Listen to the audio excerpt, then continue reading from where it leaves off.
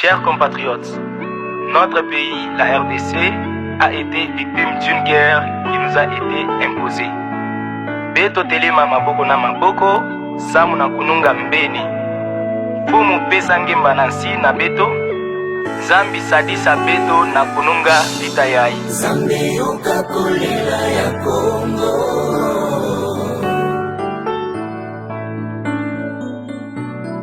Zambi yoka kolela ya Kongo. Nalamuki na Torongo, nayoki Bitumba na este. Nalamuki na Torongo, nayoki Bitumba na Goma. Bamama bakufi, bana batikali, baorphelin bakokene wapi ensoni na ba organisation internationale bakokite kosilisa bitumba oyo papa tala ndenge munguna azoboma azopie papa tosengi yo mokoza mapinga telema saba ote kota na bitumba oyo papa opesa biso elonga nzambe. Daouda Lobi, je lève mes yeux vers les montagnes. D'où me viendra les secours me viendra que de toi l'Éternel. Zambé Nabomoy, Papa Talagoma, y a des habitants qui souffrent, de familles massacrées. Papa Bakima Wapio, Papa Bakende Wapio, Papa Belela Nanyo. Zambe na Bomoy, yoka kolela, kolela ya bana Kongo. Zambe yoka kolela ya Kongo, Kongo inchi yetu. Zambe yoka kolela ya Kongo.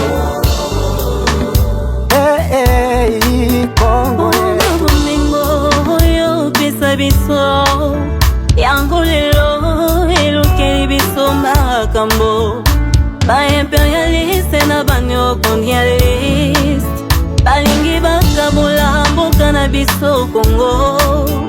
Yawe telema he, Yawe sala, tunataka amani ndani ya nchi yetu ya Kongo. Yawe telema he, Yawe sala, tunataka amani ndani ya nchi yetu ya Kongo. Yonde makasi ya bafeble, Zambe nanga kotela likambo yo. Yonde makasi ya bafeble, Zambe nanga kotela likambo yo. Tala bitumba butupe moe, Shilo nanga kotela likambo yo. Tosengi telema Zambe na lola, tosengi telema Tosengi yote nani mosu, tosengi telema Zambe na lola, tosengi telema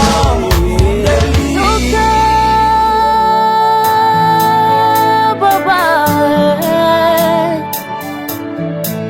tunalia utusikie, tunalia utusikie. Zambe yoka kolela ya Kongo, Mwena lusa lujalama, mwena makanda matamba bantu. Yesu lwakuta kwila tuine badijinga we. Zambe yoka kolela ya Kongo, Yakatita telema Zambe yoka kolela ya Kongo. Si tu peux nous venir reconnaître, Zambe yoka kolela ya Kongo, tunachoka kufisha baba. Zambe yoka kolela ya Kongo, Papa yoka kolela na biso bana Kongo. Zambe yoka kolela ya Kongo, yoka kolela ya bana Kongo. Zambe yoka kolela ya Kongo. Tunataka amani ndani ya